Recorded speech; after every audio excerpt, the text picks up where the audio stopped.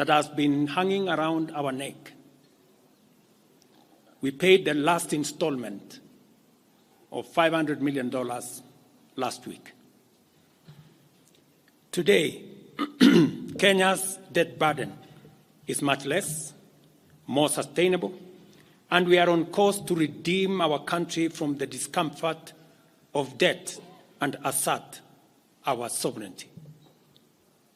Early this year, Treasury had proposed a budget of 4.18 trillion. I did direct that it be reduced by 200 billion to come down to 3.99 trillion. The Finance Bill 2024, generated to actualize this budget, underwent public participation, which resulted to concessions by which we agreed to drop proposals on VAT on bread, motor vehicle circulation tax, VAT on locally manufactured diapers and sanitary pads, as well as excise duty on money transfer services, among others. The additional tax measures we had proposed in this year's finance bill were to raise money in the tune of 346 billion. When the concessions were made, subsequent to public participation that was undertaken by Parliament, that came down to 200 billion. I had made this proposal taking into account our situation and the priorities that are there. I want to thank the members of Parliament seated behind me and those who voted yes for identifying the priority areas of our nation. Because when I made the proposals to Parliament with my cabinet, we had certain critical priorities for the nation. Number one is our agriculture. We did make recommendation, and part of the money we were going to raise from the finance bill was 10 billion shillings that will go to fertilizer subsidy, 18 billion shillings that would go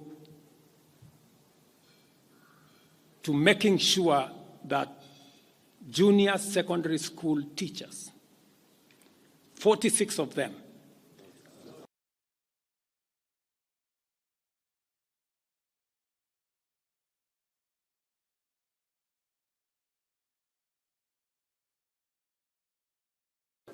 $46,000 of them would be confirmed on permanent and pensionable basis. We are very clear in our minds that education being the greatest equalizer, no child in Kenya should go to a school where there is no teacher or where there are no adequate teachers. It is because of that reason that in this finance bill also, we had committed to hire an extra 20,000 teachers. We also had envisioned, because of the program of last mile connectivity to homes, especially in rural areas, we had committed 14.5 billion shillings, 50 million for every constituency for the last mile connectivity. Because we realize that there are many people who today cannot go to hospital because they cannot afford, because they have no health insurance.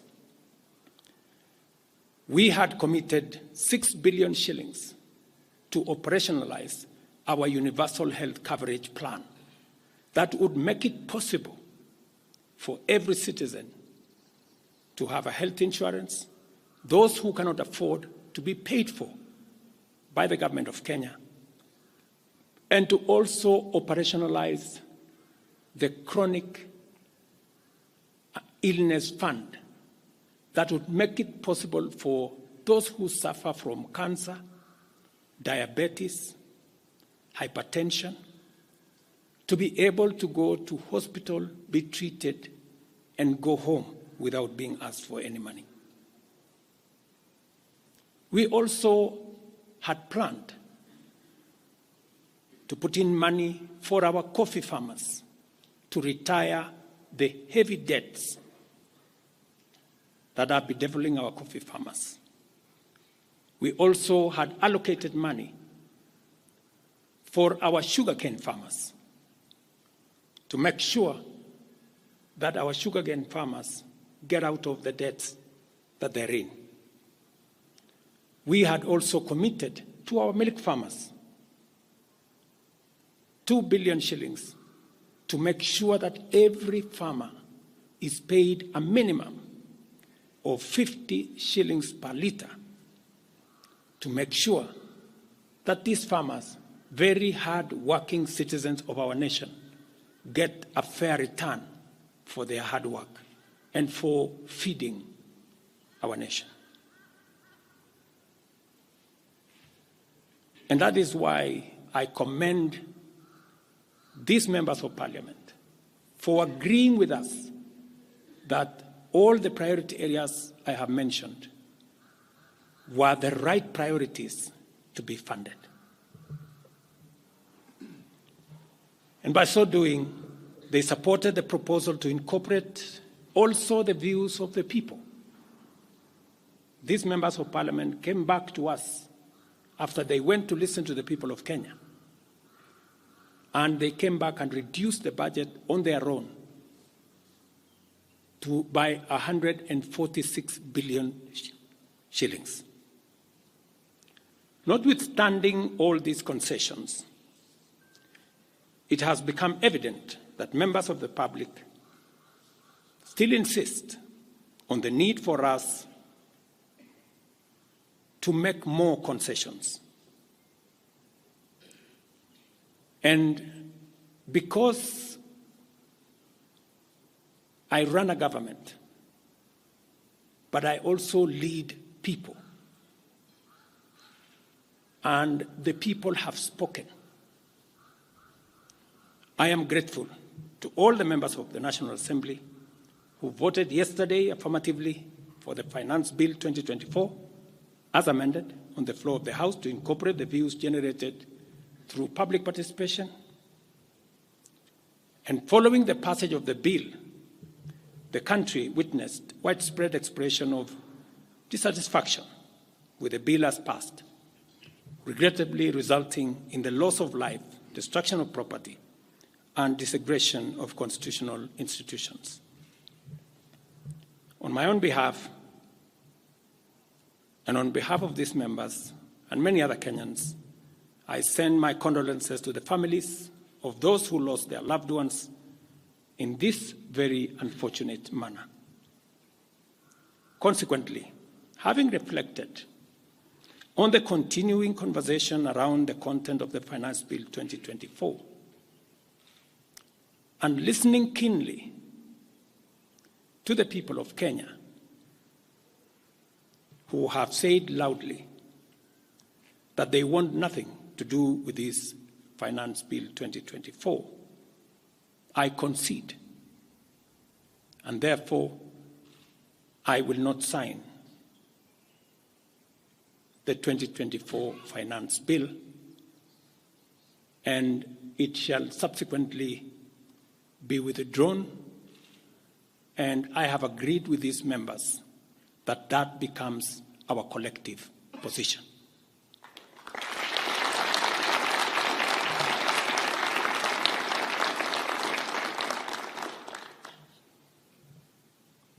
Accordingly,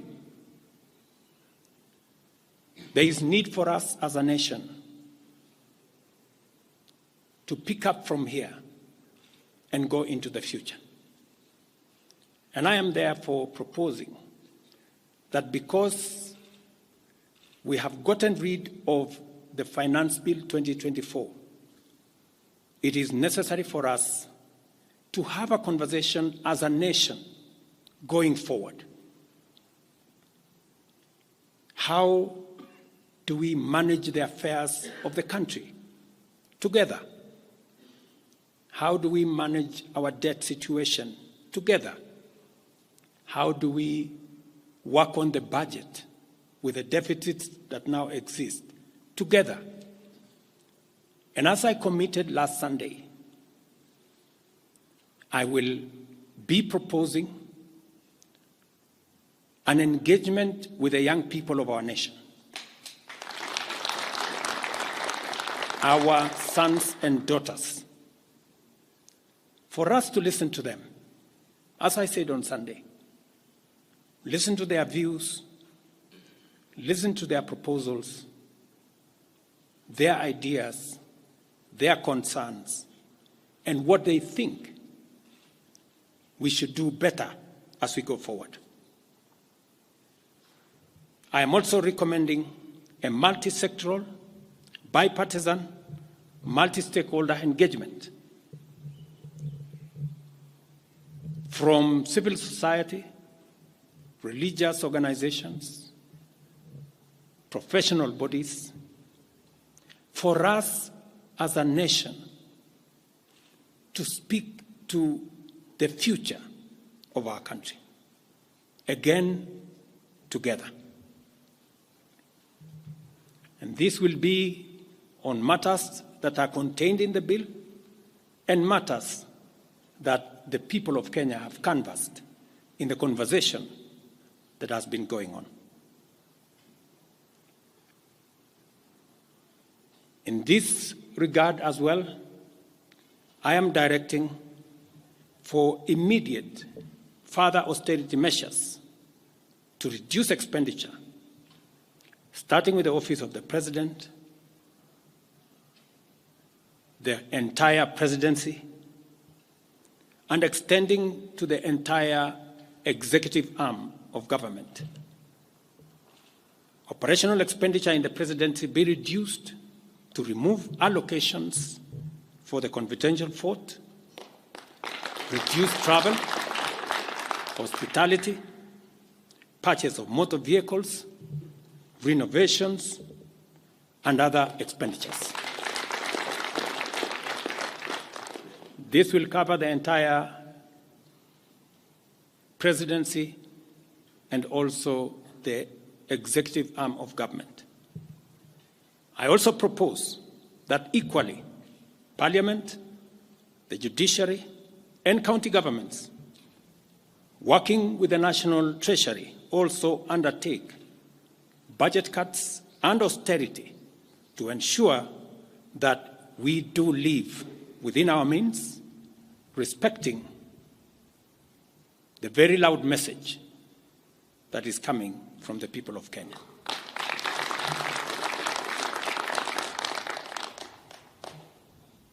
And let me confirm that I have discussed with many stakeholders.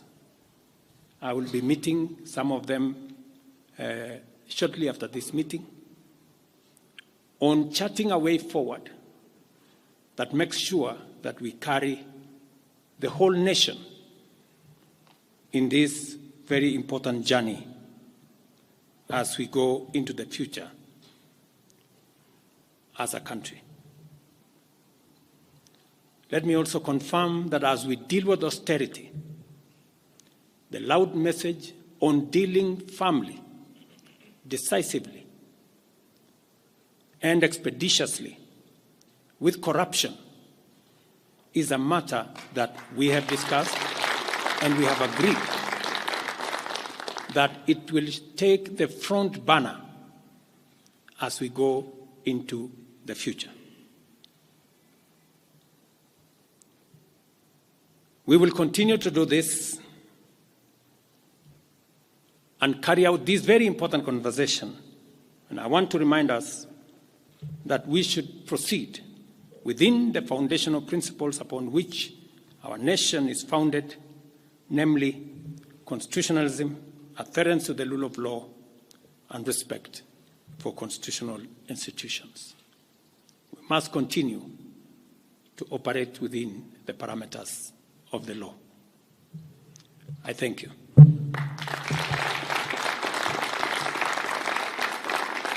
I will take a few questions, 3 questions to be specific. Thank you, Your Excellency. And the first question will start with Elizabeth Mutuku from TV47. Good evening. My question is on young leaders from the Gen Z generation who were abducted yesterday and the day before yesterday. What happens to that? Second, there were young people who were killed during the demonstrations. What do you speak of that as the head of state? Thirdly, how do we move forward on the budget cuts, especially now that you've said that we're going to have austerity measures, yes, but how then do we secure development? Thank you very much. Please. No, it's okay. So I have said young people, 6 to be exact, 6 people yesterday lost their lives. Very unfortunately, they shouldn't have lost their lives. And I have said it is a very unfortunate situation. I wish that would not have happened. And there is a framework that will make sure that those 6 Kenyans who died yesterday will be accounted for. Number 2, I did promise the country that there will be no extrajudicial killings going forward. And ever since I came into office, there is not one incident of extrajudicial killing. What you said about abduction are statements that were attributed to some of our civil society groups, but all the people they mentioned have since been found in police custody, and those that were already processed were already released. On the matter of development that you have said, minus the finance bill, it means that some of the development programs amounting to 200 billion shillings, we will have to cut down, to delay them. They will have to wait, some of them, for next year. We will try it again. We will try next year to find some money. Some of them we will have to cancel because that's the nature of things. And it is because the people of Kenya have spoken loudly that they want a leaner budget for us as a country. Question number 2. We'll take the next question from Busara, K24. Naam, swali langu la kwanza ni wazi kwamba matumaini ya vijana wa Gen Z na baadhi ya Wakenya kwa wabunge yamepungua kabisa ama hata yamepotea. Kwa hivyo kama rais unachukua hatua gani kuhakikisha kwamba tunawahusisha vijana katika maamuzi muhimu hasa katika masuala ambayo yanalenga taifa ama ujenzi wa taifa? Swali lingine, je, utahakikisha vipi uwazi katika mpango wako wa kupunguza matumizi serikalini? Maana yake umesema kwamba kuna austerity measures. Je, kutakuwa na transparency? Na swali la mwisho, ningependa kujua kama pengine kutakuwa na fidia kwa wale ambao walifariki ama hususan kwa familia kwa wale ambao walifariki hapo jana, na je, serikali itasimamia malipo ya wale ambao wako hospitalini hivi sasa wanapokea matibabu kutokana na majeraha waliopata hapo jana? Asante. Thank you very much. About 214 Kenyans were involved in various skirmishes, and many of them went to hospital. 95 of them were treated and released. Some of them, I think one is still in ICU, and others, I think 14, the minister is here, are still in hospital. But majority of them were treated and released yesterday. As I have told you, on those who lost their lives, there will be a mechanism of how they will be accounted for. On the young people whom you have said, how do we listen to them? Let me say the following.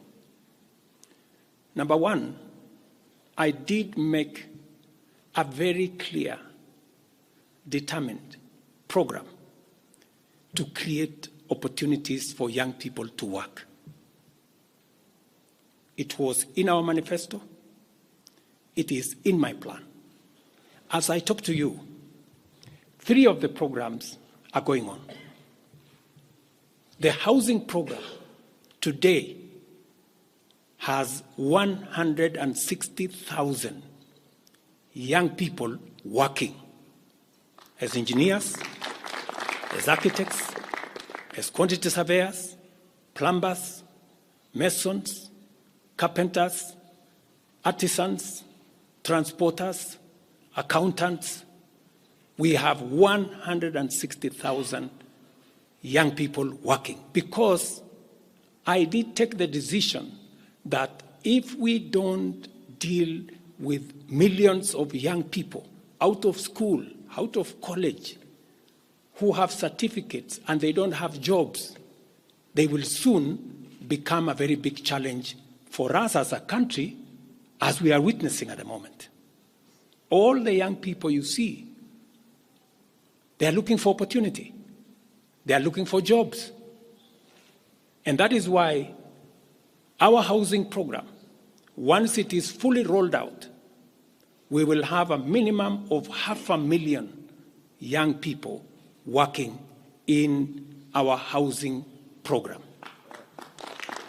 Number 2, I have been very clear on making sure that additional to our housing program is our digital infrastructure, the digital superhighway, the digital hubs, and the whole ecosystem of what we are doing in creating digital jobs. I was in Ruto with Honorable Kingara, who's right there, not more than a month and a half ago, launching a hub that will hire 4,500 young people under CCI. In this budget, we had added 10 billion shillings to CDF for them to be able to construct ICT hubs in each ward in the Republic of Kenya. That would give opportunities for 200 to 300 young people in every ward to access internet, to be trained, to have a hub, and to monetize their digital skills. We will still find another way of implementing this plan, even if we have to cut back on CDF, if that is what is going to happen. Again, because we believe that young people deserve opportunity. As I talk to you, we've just concluded 3 bilateral agreements, one of them with Germany, on export of labor. Because we have negotiated with many countries who are interested in the high skills of Kenyan labor. And we have an ecosystem, we now have a plan on how we are going to make sure that the young people in Kenya get opportunities to work either in Kenya or outside Kenya. In fact, just last week, I saw on the headlines of one of the dailies, there was a gentleman from my village he was put on the headline. And he said he operated from where I used to operate, selling chicken. That's why they put him in the headline. And his complaint was, you see, the president has not done well because in this village, many people are going to look for jobs outside Kenya. That gentleman did not know that those people in our village that have gone to Saudi Arabia or UAE, I am the one who supported the program for them to go as part of the export of labor. So he thought that those people were going away because there were no jobs in Kenya. But it is part of this plan I have kept on talking about, because I think it was called Misoy or somebody. If you go and check the headline, I think of last week, Thursday or Friday, he was there. He didn't know, the good young man, that I think we have almost 500 or 400 and something people around that village that have actually gotten jobs outside Kenya. And they are changing that village. And that is actually an admission by that gentleman that our plan on export of labor is working. And number two, that when we committed ourselves to making sure that we create opportunities for young people to work, we meant it. So we have a program on housing, we have a program on digital jobs, we have a program on export of labor, we have a program on the whole manufacturing sector. Let me give you another example. Now I'm talking this as a leader. We deliberately, last year, said we cannot continue to import products that we can manufacture in Kenya. One of them was clinker, cement, furniture, steel. What has happened the last 1 year? Very many, in fact 5 to be specific, companies have sought licenses in Kenya to do clinker, to do cement. And last year, because of what we did, we reduced the import of clinker by 95%. We saved foreign exchange, we created jobs locally. I was in West Pokot with my Minister for Industrialization. I'm sure the members of West Pokot, they are here. They were there with me in West Pokot, opening a clinker factory that now hires 2,500 young Kenyans, with another almost 2,000 as drivers, support staff, a big market now in West Pokot, expanding manufacturing in Kenya is the right thing. And it is the reason why some of our policy interventions on matters like imported stuff that are being manufactured in Kenya. For example, we have said substandard, low quality imported sanitary pads from China and other places. How can they come into Kenya when we have 10 companies in Kenya hiring Kenyan young people? How can they come and compete here? All the products that we are manufacturing locally, we must protect our local industries so that they create jobs locally, so that they create opportunities locally. In this finance bill, you will also see that we have imposed duty on potatoes from Europe. Surely, how can we continue importing potatoes from Europe? And we have farmers right here in Kirinyaga. We have farmers right here in Nyandarua. in Molo, in Timau. How can we justify? How can anybody take offense that we have imposed duty on imported potatoes? We have put duty on imported eggs, on imported onions, because we must protect our local farmers. Every country does that. Every country does that. I was negotiating with the Prime Minister of India because they are imposing duty on our avocados. I was in Korea negotiating with the government of Korea because they are imposing duty on our tea, on our coffee, and on our macadamia, including our avocados. Every country does that to protect their market, unless there is a mutual agreement. So these are amongst the things we are doing to make sure that we grow our local manufacturing, create local jobs, create local wealth. That is how we are going to move forward as a country. We cannot continue to be a supermarket for other people's factories. It is important that we also produce our own products. Our young people can produce products in Kenya which are of high quality, which are of international standard, and we can do that. So I just wanted to clarify this point because it is addressing the young people of our country.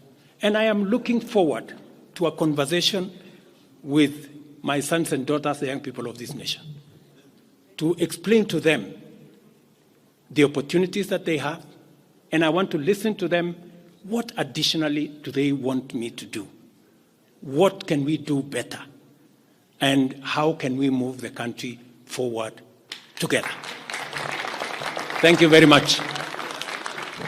Thank you, Excellency. That marks the end of the question session. Thank you very much, Your Excellency.